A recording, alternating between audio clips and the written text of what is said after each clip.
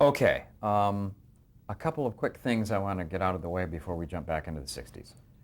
Do you recall when the first time was that you saw television? I remember I was living in a funny, funny little house in the wilds of Coldwater Canyon. And I actually bought a small television set, screen like this, and there it was. And that was it. And that would be 1949, I would think, somewhere back in there. 53. 53. Okay. And speaking of the early 50s, the period of the blacklist has been in the news a lot in the last couple of years. Were you at all targeted? Did you know anyone who was? What's your memory of the blacklist? Well, I really don't have much of a memory. I remember that the first chair cellist at MGM, whose name escapes me at the moment, was suddenly not there anymore. My only possible, long, far away experience with anything like that was that when I was in the service, I was walking around downtown one time, and in a vacant storefront, there was a fellow selling Russian records, phonograph records, 78 10-inch. So I bought a couple, and I think I have some Russian relations back there somewhere. I think my French grandmother's uncle or something like that was a Russian pianist. At least my mother used to tell me that quietly, you see. And so I have the Russian thing in me somewhere. So I bought these things, and there were some songs by the Red Army. And so I made the first arrangement, I think, that I ever made was of 3 Russian Army songs, and for the band at Marchfield. And I took them with me to Washington, where I played them with the band of this school. And I understand they were taken up by the Navy band, and then that happened. Now, one of these songs was called the Song of the Plains. In Russian, it's Polyushka Polya. And I wanted to learn Russian. So when I got to Gardner Field, I wrote it out again. There were a whole bunch of air cadets there, young fellows who were hoping to be pilots, but they were caught in the jam toward the end of the war, and they were sitting at Gardner Field as flyers. And a couple of them I had met before, and so I formed a small chorus to sing, and we sang Polyushka Polya on this sort of Sonoma Valley station. And then I understand from someone that someone came around and asked my parents about my Russian ties. Oh, boy. But that was as far as it went. Okay, good. Also in the early 1960s, you worked on several of the Academy Award shows. Oh, yeah. Beginning in 1960, and according to our records, right through every year through 1965. Mm-hmm. Who did you work for, and what was your job? Adolf Deutsch did some of the first ones, and dear man, he was so nervous. Bobby Helfer was underneath the stand, the conducting stand at the Pantages Theater down in Hollywood, which is where they were doing the show then, tapping, as to when he should start. And Bobby Helfer was whom? Robert Helfer was everybody's orchestra. First of all, he was, I think he was an agent at MCA, and then he became everybody's contractor for orchestras. Okay. And so I worked with Adolf. I worked with Al Newman. I worked with John Williams, and I can't remember Anybody else? I think that was about it. Were you writing arrangements for the show? Yeah, and I did several overtures. Okay. Hmm. Was that a particularly high-pressure job? Not terribly, no. No, it was. I loved it. You know, it's great fun. And no, actually, in those days, I don't know how it's done now, but in those days, actually, do you know that Al Woodbury was an arranger at MGM, and his wife Jean is still with us, bless her heart. And I saw her last year. You know, she's in a sort of Wheelchair. yeah. And she did, that dear lady, she was the one who got all of that together, because every nomination, there were 5 of them. And on everybody's music stand, there were 5 pieces of music for that set of nominations. And they had to sit there with their saxophone and wait, and then grab whatever the piece was and start playing immediately. And it was, I don't know how they do it now. But you weren't conducting any of that? No. Adolf, Al, the names. Okay, great. Okay, a little bit more about the 1960s before you go to Fox. I wonder if you have any specific memories of some of the shows you worked on, like The Untouchables at Desilu. It was dear old Bill Hatch again. Was he running the music Well, department what there? happened, little anecdote, marvelous. I'd like to get this one on tape.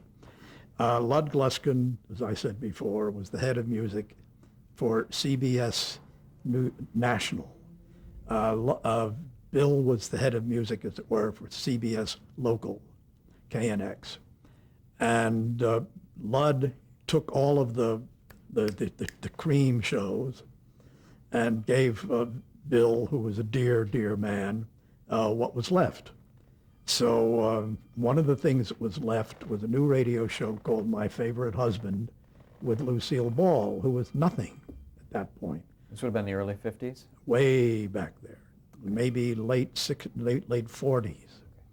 And because she'd been a showgirl in pictures, she really didn't have much of a career. And so she got a radio show, big deal. So she had some regular radio actor who was playing opposite her on the show. And I guess it started to move a little bit. But before that, Bill had been assigned as the composer-conductor for the show by Lud. And so Bill was doing his job beautifully as a person and as a conductor and a composer. And he became a good friend of her. So not that way anyway. Yes. So yeah. Anyway, so now you see Desi Arnaz, gets married to her, and he comes in and takes over as the husband in the show. And they went along, and Bill was just fine. It was fine with him to use some of the people from Desi's band in his band on the show. Then it went to television, and the rest of that story. Everybody does. And Wilbur Hatch basically then... So Wilbur Hatch was then when they bought Desilu, they made Bill the head of the music department, which consisted of Bill and a man named Jules Van Genda, who was his contractor and sort of librarian kind of. And that was it. And the Hatch connection will come in handy much, much later. Well, yeah. Yeah. Mm-hmm.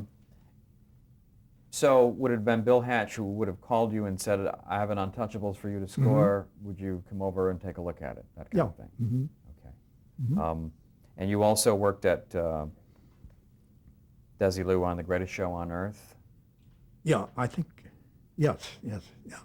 And at Review, in the meantime, in the early 60s, you did shows like the Alfred Hitchcock Hour. Did you work on the Hitchcock show? I don't think so, no. Did you work on Arrest and Trial? Yes, was with that? Bronnie Caper. That's exactly right. Yeah, that was very interesting because Bronnie, who was a dear man, I loved Bronnie. He was a marvel. He was, getting older and so forth. I think his wife was still alive at that point. And so he was going to do the show, and I don't know how this worked, but he was kind of Pete Rugolo was also involved. And so Pete and I would go over to Bronny's house, and he would tell us what he wanted us to write. Really? Yeah. So those episodes of Arrest and Trial that say music by Bronislaw Kaper probably have a theme by Bronislaw Kaper. Yes. But a score by Pete and me. by you and Pete Rugolo. Mm-hmm. Okay. And there are several of those, I believe. I think so, yeah. And it was a didn't think too many. 90-minute show, which sounds like a lot of music. I think so. I don't remember it at all, actually. Okay. All right. When did you go to 20th Century Fox? Well, first of all, every time I worked at MGM, over that long period of about 12 years, I would get in my car and zip up to Fox for lunch, because the lunch table at MGM was and the lunch table at Fox was marvelous.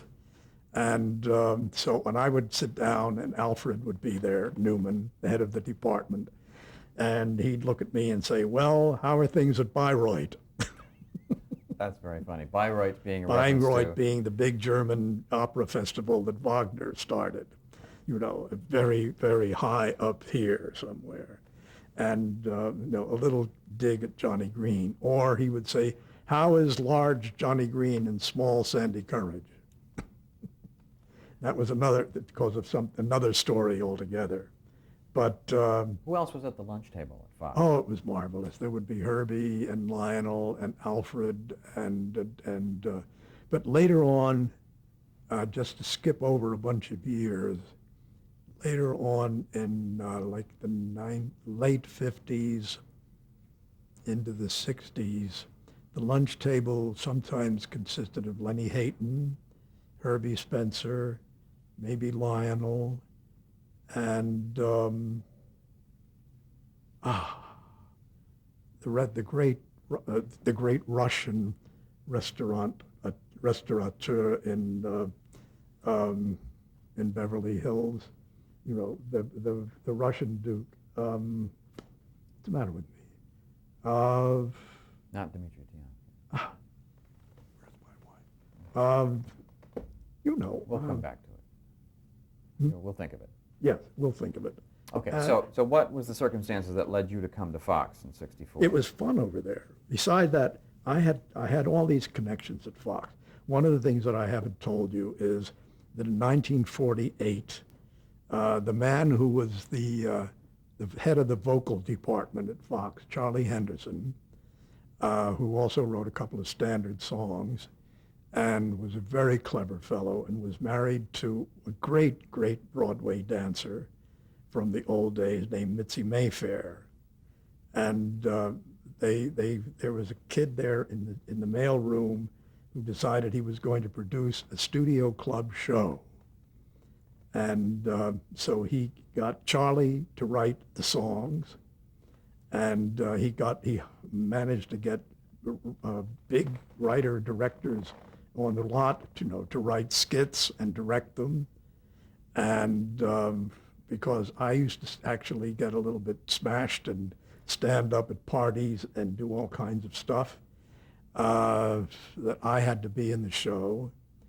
And Mitzi was the director of dancing, and one of the stars of the show was a young girl who was just beginning to get started on the lot, named Marilyn Monroe. Of course. And I could show you the pictures that I took of the cast, and instead of giving the camera to someone else, and being there in the picture, I went up and took the pictures. So anyway, stupid. And so it was Fox was fun. Okay. Fox was great. I mean. So would it have been Lionel Newman who would have invited you over to come over and start working on television? Yeah. Mm-hmm. Okay. And he Yeah, was I really didn't have anything directly to do with Alfred. Yeah, by 64, Lionel would have been running the Definitely. music department. Yeah. Okay. And do you recall what your first show was over there Well, at Fox? actually, you mean television? Yes, in Because television. the first thing that I did actually for Lionel at Fox was a picture called The Pleasure Seekers. And it had already, all of the numbers had been done already, and they needed someone to come in and score the picture. So, And so it was a musical? yeah. Mm-hmm. And so you wrote the underscore for The Pleasure Seekers? Yeah. Okay. And And- you and Lionel got an Academy Award nomination. Yes. Lionel as music director and you as composer, And I, as an well, I did compose a little bit. Yeah. but you were adapting the numbers for a lot Yes, of a it? little bit. Mm-hmm. Okay. Yeah, you always try to use it because the publisher wants that to happen. And so that came before the television at Fox? It's about the same time. Okay.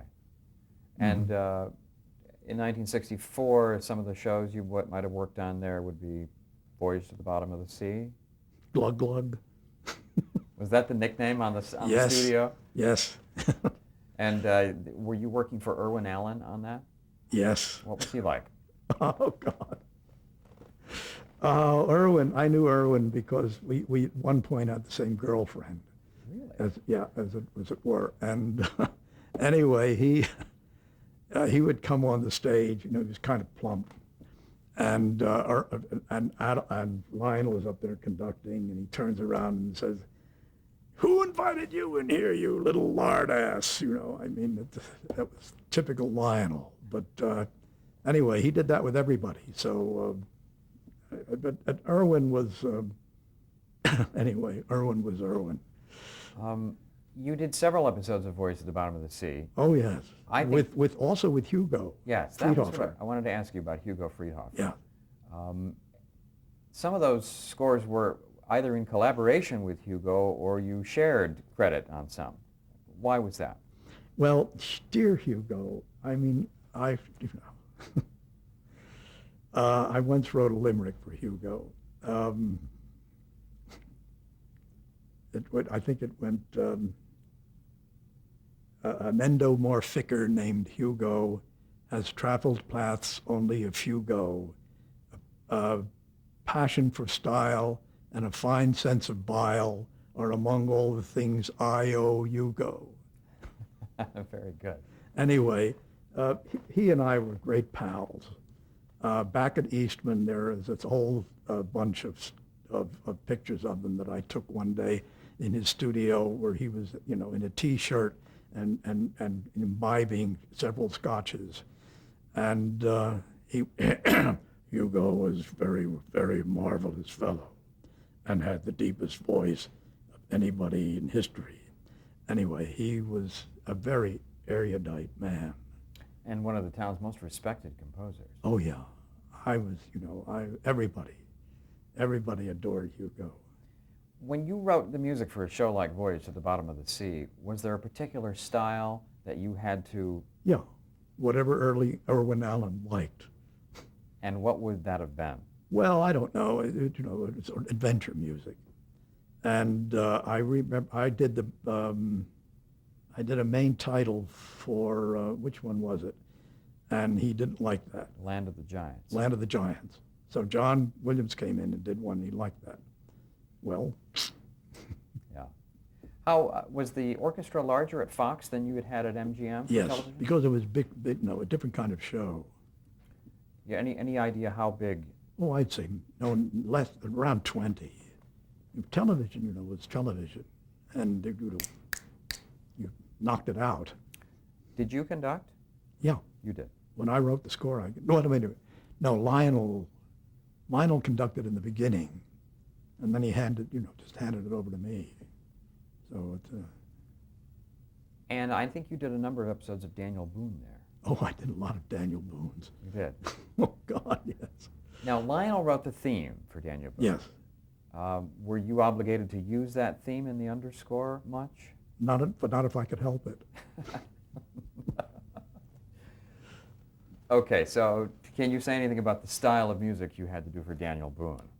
Well, I mean, you have to do something that the people who look at Daniel Boone are expecting to hear. You know, that's the whole thing. And that would be, I don't know, easy sort of quasi-country. and that show ran for a number of years, so I'm guessing you worked on that. A lot of them, A yes. lot of them. And you know, in the books you will find Boones, you know, one a week. There are about 5 or 6 of us actually at Fox at that point taking care of the television situation. I gather that the attitude towards scoring television was somewhat lighthearted. People didn't take it too seriously. You couldn't. You didn't have time to take it seriously. You know, when I did not only Boone's, I actually wrote a theme for Judd and did a bunch of Judds as long as I could. And you see, because I was doing other things at the same time. Other things meaning working on films? Yes, you know, like big musicals and things like that, which is one of the reasons I quit that other show. Yes, which we'll get to in a moment. And you scored a number of episodes of The Loner, which was that Western, right? I have no idea. Okay, but that was also at Fox. I think so, yes. Okay. When did you first meet Jerry Goldsmith? Was it at Fox? I don't know. You know, I was very active way back there in all of the sort of union, what have you, organizations, guilds. Like the Composers Guild? All of that sort of thing. Yeah. One of the founders of the Composers Guild, Lynn Murray, and I wrote the Constitution. Actually, we cribbed it from all the other constitutions. But that kind of thing. So then I knew everybody. Now I know no one. I mean, really, I know John and Jerry, and that's it. When you were doing the Fox television, I think you may have worked on Peyton Place. I did, because at one point, or a couple of times, Arthur Morton, who was orchestrating for Jerry in those days in everything, was also composing Peyton Place. So when he would go for the first time that Jerry went to England to do the German airplane picture, The Blue Max. the Blue Max, Arthur went with him, so I took over Peyton Place. When you took over someone else's show like that, did you sort of have to emulate their style? Yeah, sure. Mm-hmm. And this was something that came easily to you? When you become a chameleon or a comedian or something. Was any of this fun, or was it all just a job? It was both. Every once in a while you'd get to do something that was really fun. Fun Like- musically? Get to write Like anything you know, in- this, like The Sun Also Rises. Which was a Hugo score from the late 1950s. Well, Hugo wrote the underscoring. And I was in charge of the Spanish music because we both had this, at that point, we had the same doctor. And I was in the doctor's office one day, and Hugo was there. And he said, listen, you've been to a bullfight. I said, lots. He said, you know all about that kind of music? And I said, yes. He said, listen, I look like I'm going to do The Sun Also Rises. Would you like to do the Spanish music? And I said, I'd love to do the Spanish music. So that's how that happened. And that was back in 1957. 57, yeah. Okay. Not only that, you know, but speaking of that sort of thing, I once wrote a Paso Doble for Fred Astaire And that was in Funny Face. Funny Face. Yeah. This is great. I love this. I mean, that's pretty outre. Okay, so we're up to 1965 now. Mm-hmm. You got a call to come over and do Star Trek. How did that come about? And Bill, who did you hear from? all right, now here is, you know, it's all in the book there, incidentally. Bill Hatch was the head of the music at Desilu, and Star Trek was a Desilu production. So he said, listen, he said, how would you like to write a theme for this thing? And we'll see, you know, if Roddenberry likes it. Meaning Gene Roddenberry, Yeah. the creator. Yeah. So I sat down and I came up with this theme. And, Was this before you had seen any film, or had you? oh yeah, and I didn't see any film, no. And You did not see the film before you wrote a theme, Yeah. a demo theme for Star yeah, Trek? as I recall, yes. Okay. And so I went out to the old Selznick Studios in Culver City and met Gene and played the theme for him. And he kind of liked it.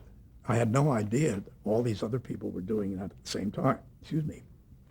And so then we all went to lunch across the street with all the characters from the show, including Spock and the strange ladies with the the throbbing heads, and crossing Culver Boulevard at high noon. Anyway, so I wrote this, and then all of a sudden, I guess I was going to do the show. Now, does that mean that when you sat down to write the theme, you had not actually met Roddenberry or spoken with him? I would have to really say that I'm not positive of that. I don't recall actually meeting Roddenberry first. I might have, and then tried to sort of spiel him, as it were. Do you recall if Bill Hatch gave you a script? What were you working from when you wrote the theme? Well, after all, it's a thing about space. And I think maybe I had something like that, to go. Maybe, did I talk with Roddenberry first? I really can't remember. But I obviously had it in my head. I did it between two Daniel Boones or something like that at Fox. It was, just another show. Did Bill ever say why he called you, why he thought you might be right for this? No. We were just, we were dear old friends, and every once in a while when he could, he'd throw something my way. And this was just one other show, basically. Yeah, it was at that point. Okay. Mm-hmm. When you sat down to write the theme, what was going through your head? Did you have some ideas about what you wanted to do? Yes. When I was a little kid and I used to listen to the radio, there was a song by Richard Whiting called Beyond the Blue Horizon. And it had a long tune. And underneath this tune, they used to have usually an accordion player or something like that. You're going ticka ticka ticka ticka ticka ticka ticka ticka ticka, you see, about triple time. You see, so on, with this long tune and all of this ticka ticka ticka ticka ticka underneath it, the train. I thought, well, I should have a long thing that goes out into space, and it keeps going out into space, and everything's going to be long, and it goes, lyrically, as it were, without lyrics, over a fast-moving accompaniment, and that's it. Okay. Basically. Okay. Let's pause there.